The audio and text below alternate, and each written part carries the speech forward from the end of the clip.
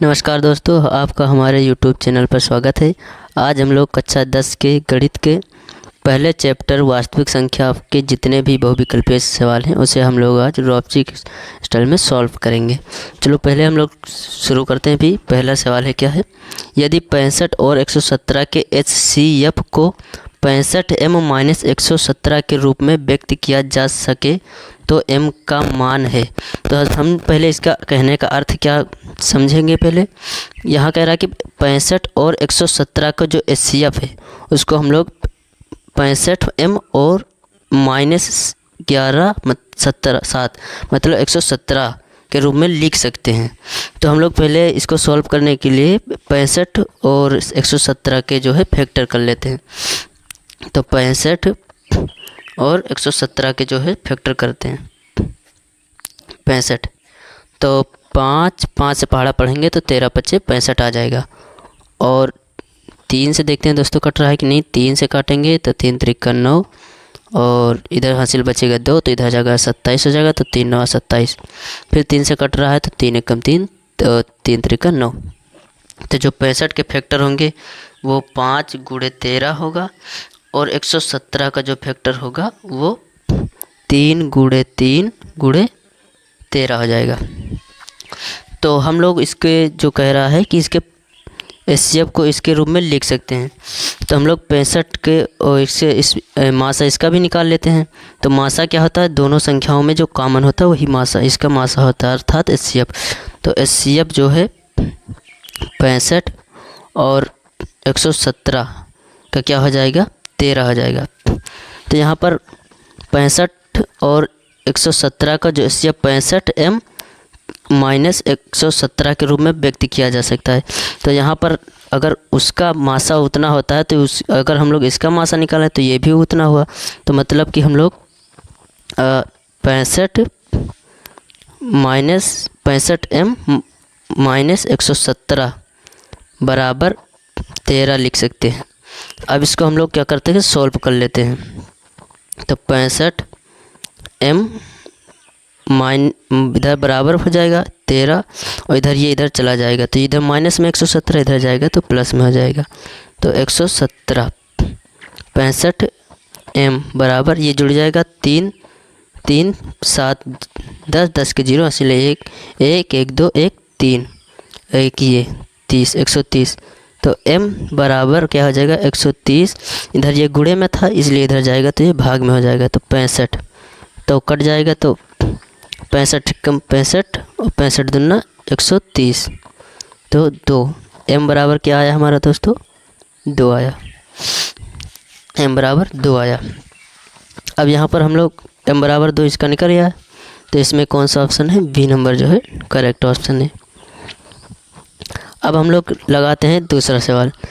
यहाँ पर दिया है, यदि दो धनात्मक संख्याएं a और b, a बराबर दिया है x का पावर 5 y का पावर 2, फिर b बराबर दिया है x क्यूब y और y क्यूब के रूप में लिखी जाती है, जहाँ x और y अभाज्य संख्याएं हैं। पहले अभाज्य संख्याएं क्या होती हैं पहले ये जान लेते हैं। जैसे कि हम लोग 13 ले लेते हैं तो ये संख्या सिर्फ 1 से कटेगी और स्वयं से कटेगी और 13 से कटेगी। मतलब कि ये 1 से कट सकती है और स्वयं से कट सकती है। तो वह संख्या अभाज्य संख्या होती है जो 1 से कटी और स्वयं से कटी हुई अभाज्य संख्या होती हैं। तो यहाँ पर हम लोग इसको सॉल्व पहले। तो a बराबर कितना दिया हुआ है हम लोगों को, a बराबर है x। पहले जो दिया है दोस्तों उसको हम फैक्टर कर लेते हैं। पहले यहाँ नोट कर लेते हैं ये दिया क्या है। इसके हम लोग जैसे a और b दिया है तो a बराबर इतना दिया है और y b बराबर इतना दिया है। तो x और y की तो तब हमको a और b का HCF ज्ञात करना है। मान लो जैसे a बराबर ये दिया और ये दिया तो हम लोग इसको क्या करें, मासा ज्ञात करने के लिए दोनों का भाज्य करेंगे, मतलब इसके गुणनखंड निकालेंगे। तो हम लोग x 5 और y कितना है दोस्तों, क्यूब स्क्वायर। तो हम लोग इसको क्या लिख सकते हैं, x गुणे x गुणे x गुणे x गुणे x। फिर गुणे लिख सकते हैं y गुणे y, और यहाँ पर b बराबर दिया है एक्स क्यूब और वाई क्यूब, तो हम लोग इसको लिख सकते हैं पहले ये a बराबर था और ये b बराबर है, तो x गुणे x और फिर गुणे y गुणे y। अब इसमें जो कॉमन होगा दोस्त वही इसका HCF होगा, मासा निकल जाएगा। तो इसमें 3x है और इसमें भी 3x है, ये कॉमन हो रहा है, तो 3x हो जाएगा, 3x हो जाएगा। और y में देखो क्या निकल रहा है, यहाँ 2y है, यहाँ 2y है, तो ये निकल जाएगा 2y।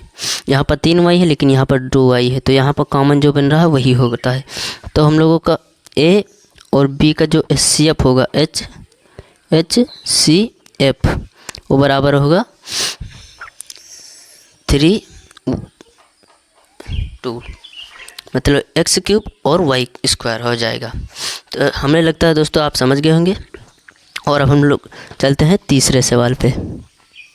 हमारा तीसरा क्वेश्चन जो है दो संख्याओं a और b का HCF 5 है और उनका LCM 200 है, तब a और b का गुणनफल है। मतलब यहाँ पर हम लोगों का a और b एक संख्या है जिसका HCF, दोनों का HCF जो है 5 है और उनका जो है LCM निकाल है 200 है, तब इनका a और b का गुणनफल ज्ञात करना है। दोस्तों हम लोग जानते हैं जैसे कि पहली HCF गुणे LCM बराबर किसके होता है, पहली संख्या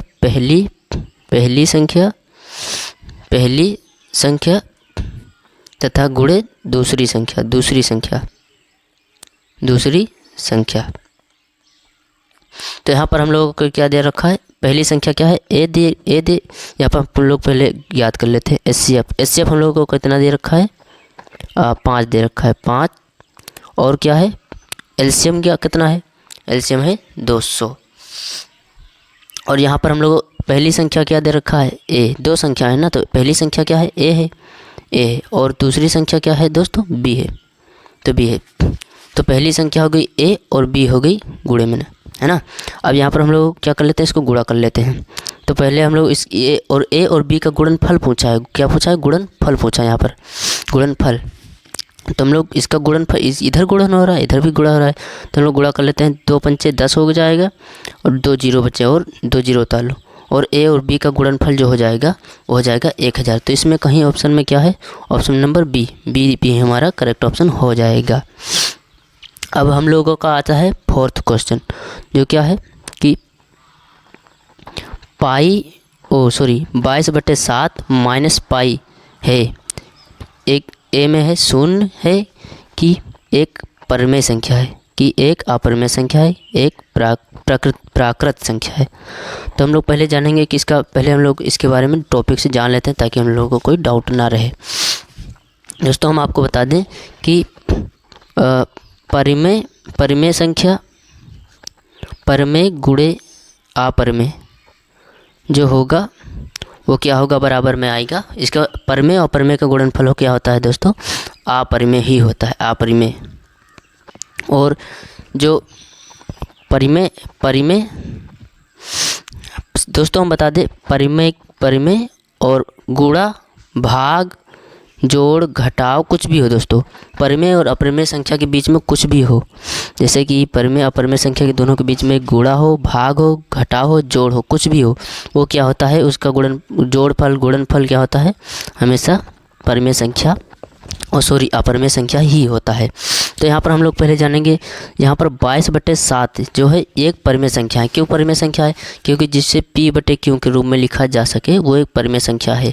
तो 22/7 यहाँ पर एक परिमेय संख्या है, लेकिन जो ये पाई है इसे यह एक अपरिमेय संख्या है।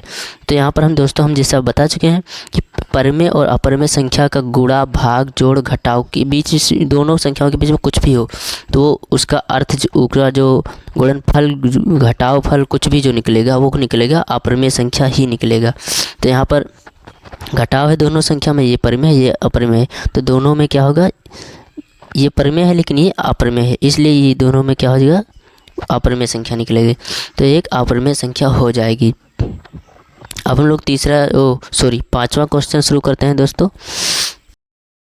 तो जो छठा सवाल 6 नंबर का जो सवाल है, हमारा प्रश्न है, वो कह रहा है अपरिमेय संख्या है 22/7, ए में दे रखा, बी में है पाई की, सी में दे रखा 0.69 मतलब 69, और डी में दे रखा है 5/√16। तो हम लोग दोस्तों इसको यहाँ पर कैमरे में आ नहीं रहा है दोस्तों, इसलिए हम लोग कॉपी पे लिख लेते हैं और फिर आपको एक्सप्लेन कर रहे हैं दोस्तों।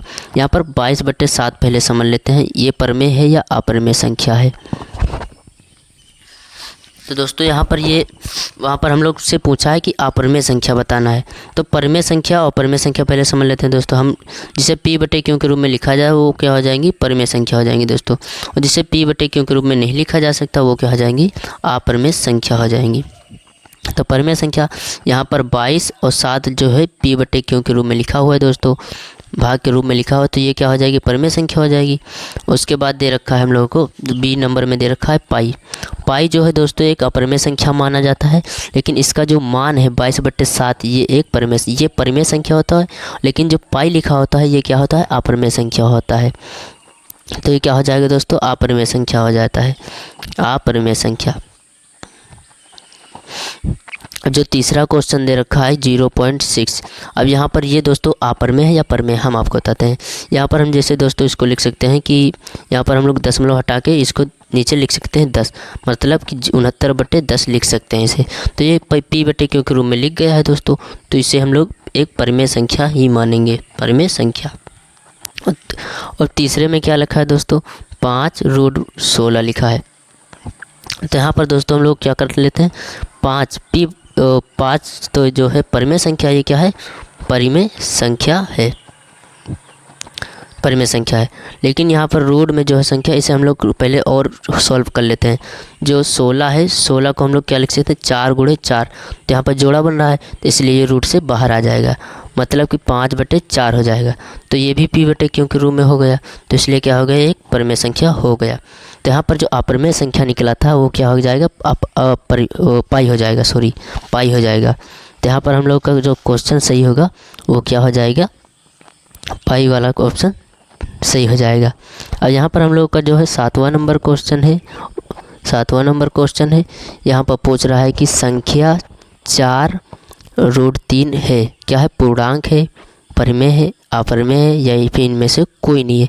तो हम लोग दोस्तों समझ लेते हैं। यहाँ पर हम लोग को ध्यान रखा है 4 और √3। तो यहाँ पर जो दोस्तों है √3 और 4 के बीच में क्या है, गुणा है। तो यहाँ पर गुणा है, तो हम आपको दोस्तों बता चुके हैं परिमेय और अपरिमेय के बीच में जो गुणा, भाग, जोड़ा कुछ भी हो वो क्या निकलता है, अपरिमेय संख्या ही निकलता है। यहाँ पर हम दोस्तों आपको लिख दे रहे हैं कि क्या से क्या होता है। परिमेय संख्या जो होता है, परिमेय संख्या, परिमेय गुणे अपरिमेय, क्या हो जाएगा दोस्तों, बराबर क्या हो जाएगा, अपरिमेय ही होगा, अपरिमेय ही होगा। और परिमेय संख्या घटा गुणा भी अपरिमेय क्या हो जाएगा, बराबर हो जाएगा अपरिमेय हो जाएगा दोस्तों। और भाग हो गया, फिर परिमेय माइनस अपरिमेय क्या हो जाएगा, अपरिमेय ही हो जाएगा।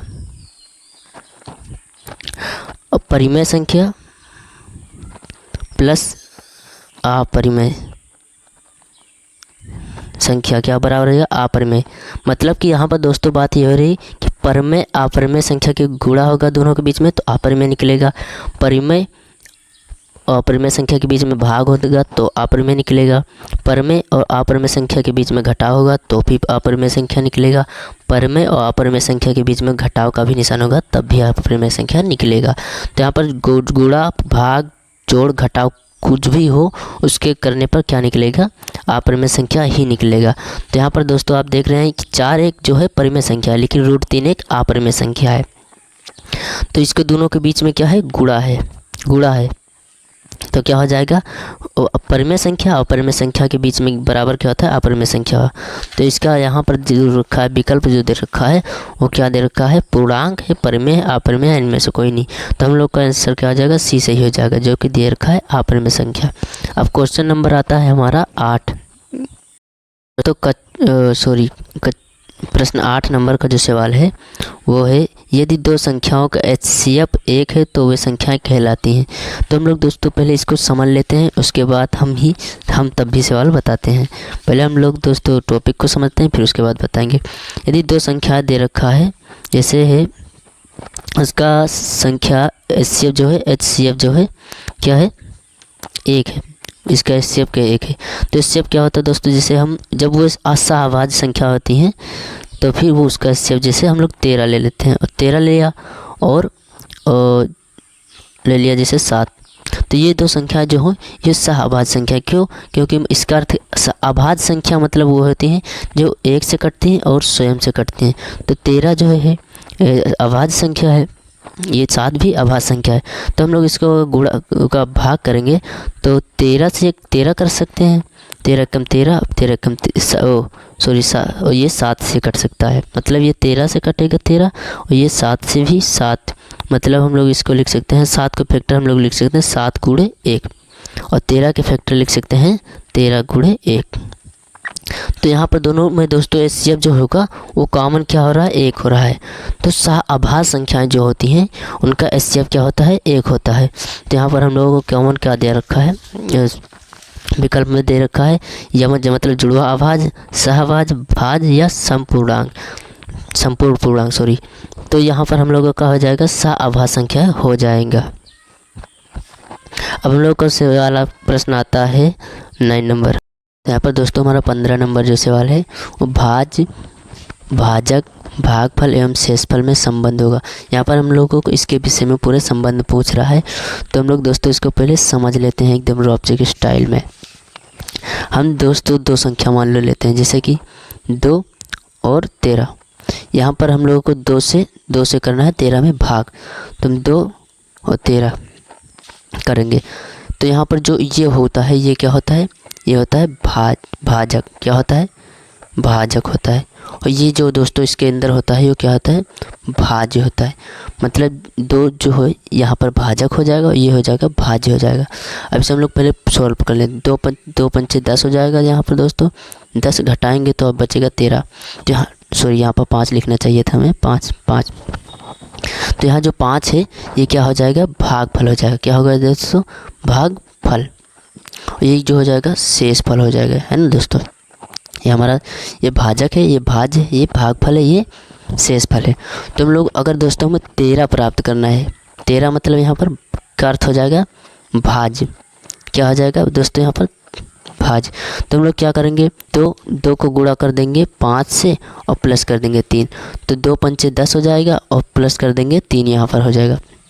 3 जोड़ देंगे तो कितना आ जाएगा, बराबर 13 में प्राप्त हो जाएगा। तो यहाँ पर दो जो दे रखा है वो क्या दे रखा है, वो दे रखा है भाजक। क्या दे रखा है दोस्तों, भाजक दे रखा है।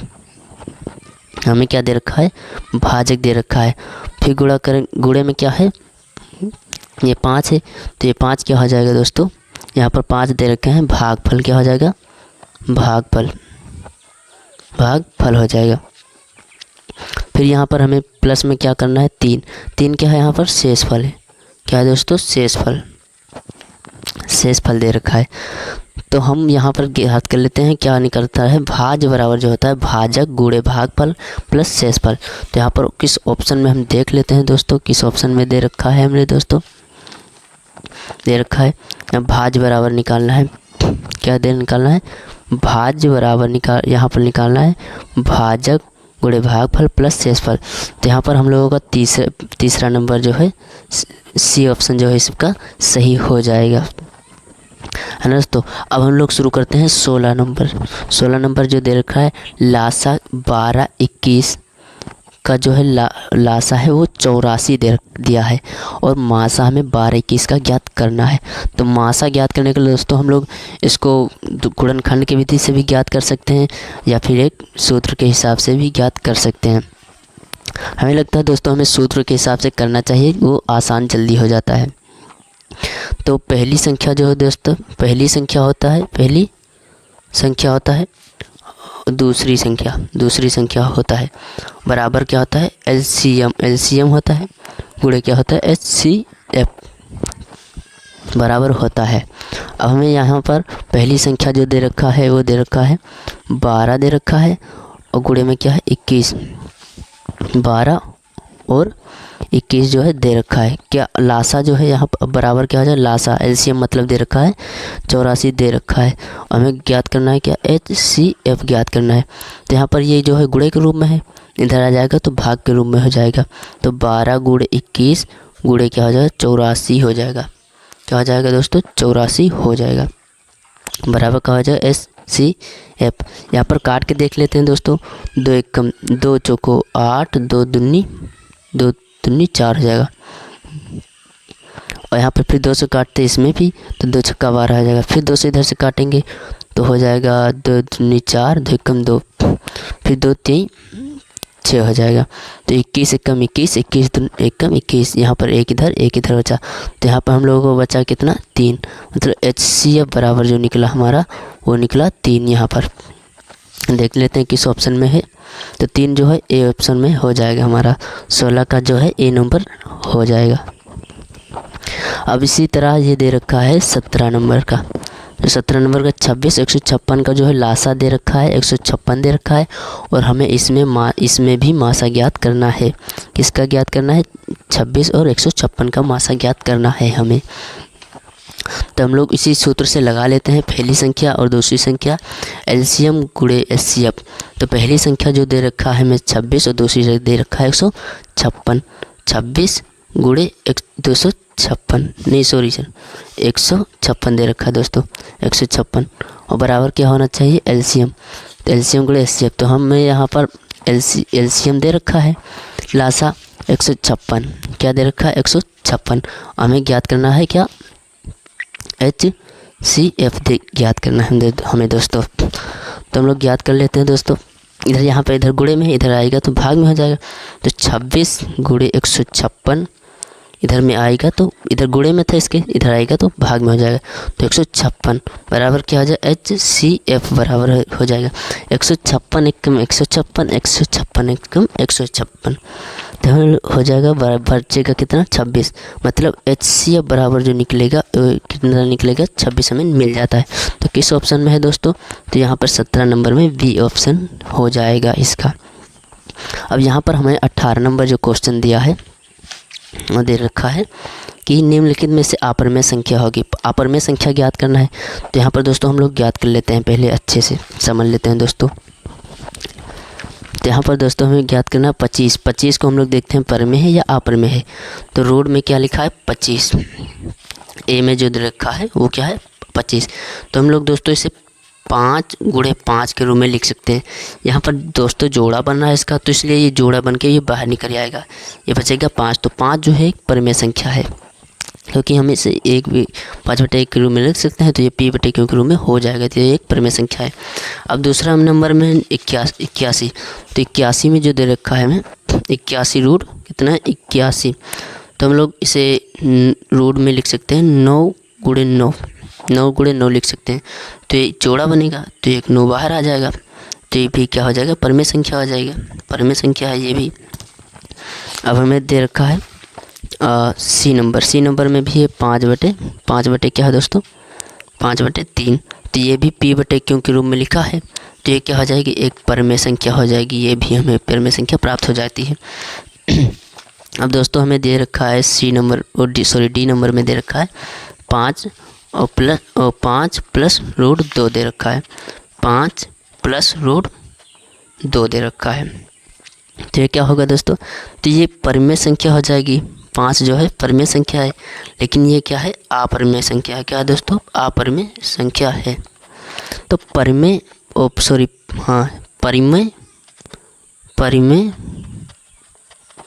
प्लस अपरिमेय बराबर क्या होता है दोस्तों अपरिमेय संख्या ही होता है, अपरिमेय संख्या ही होता है। जैसे कि हम दोस्तों आपको बता चुके हैं यहाँ परिमेय संख्या ही होता है। तो हम लोग को दोस्तों जो ये परिमेय संख्या है और ये भी ये भी परिमेय संख्या है और ये भी परिमेय संख्या है, लेकिन इसमें अपरिमेय संख्या ये है। हमें यहाँ पर अपरिमेय संख्या पूछा है तो डी ऑप्शन यहाँ पर ठीक हो जाएगा, जो कि है 5 + √2। अब यहाँ पर हमें 19 नंबर जो सवाल दे रखा है, 19 नंबर का यहाँ पर 148 और 185 का जो है सरलतम रूप ज्ञात करना है। तो हम लोग दोस्तों अगर इसका सरलतम रूप ज्ञात करना है तो हमें इसके क्या करना है, ये फैक्टर कर लेते हैं। पहले 148 के हम लोग दोस्तों फैक्टर करते हैं, 148 के फैक्टर कर लेते हैं। तो हम लोग 2 से काटेंगे तो 2 × 7 = 14, 2 × 4 = 8, 2 से फिर काटते हैं तो 2 × 3 = 6, इधर हासिल बचेगा 2 जाएगा 14 हो जाएगा, तो 2 × 7 = 14 हो जाता है। फिर 37 से कट जाएगा तो बचेगा 1, इसके हो गए। और 100 हम लोग को दे रखा है 185 के, 185 के फैक्टर करते हैं तो यहाँ पर हो जाता है 2 से नहीं कटेगा दोस्तों, 3 से काट के देखते हैं, 3 से 3 × 6 = 18, 5 बच जाता है, ये भी नहीं कटेगा। हम लोग दोस्तों इसको 5 से देखते हैं काट के, 5 × 3 = 15, यहाँ 5 से कट जाएगा, 5 से कटेगा, 5 × 3 = 15, फिर बचेगा 3, इधर हासिल हो जाएगा तो 5 जुड़ जाएगा तो 35, 5 से हो जाएगा 35, तो 37 से कम 37 हो जाएगा। तो यहाँ पर दोस्तों जो दोनों में कॉमन मिल रहा है वो 37 से हो रहा है, 37 दोनों में कॉमन मिल रहा है। तो हम लोग यहाँ पर दोस्तों काटते हैं अगर 37 से, तो 37 से कट जाएगा 137 और जो है 137 चौको 148, सॉरी 137 चौको नहीं, 37 चौको जो है 148 हो जाएगा और 37 पंचे जो है 185 होता है। तो यहाँ पर हम लोग को 4/5 जो है रूप में मिल जाता है ये। तो हम लोग को ए ऑप्शन में हम जो कि दिया है सही है, ये हमारा ऑप्शन सही हो जाता है। तो दोस्तों आप बताइए कि आपको वीडियो कैसे लगा। हमारे अगर वीडियो अच्छा लगा हो तो हमारे चैनल को सब्सक्राइब कीजिए, और ताकि हम आपको जैसे ही वीडियो बनाएं आपके पास पहुंच सकें। आपके कमेंट में ज़रूर बताइएगा कैसा आपको ये वीडियो कैसे लगा। अगर पूरी NCERT पूरी बुक पढ़ना है दोस्तों तो हमें चैनल को सब्सक्राइब कर लीजिएगा, हम आपको पूरे सवाल एक से एक पूरे रोबोटिक स्टाइल में सॉल्व करा लेंगे। तो दोस्तों आप कमेंट में ज़रूर बताइएगा, अगले वीडियो में मिलते हैं, और कमेंट में ज़रूर बताइएगा अगला किस तरह का वीडियो बनाएं और किस क्वेश्चन का बनाएं, कमेंट में ज़रूर बताना दोस्तों। तो bye bye, tata, take care.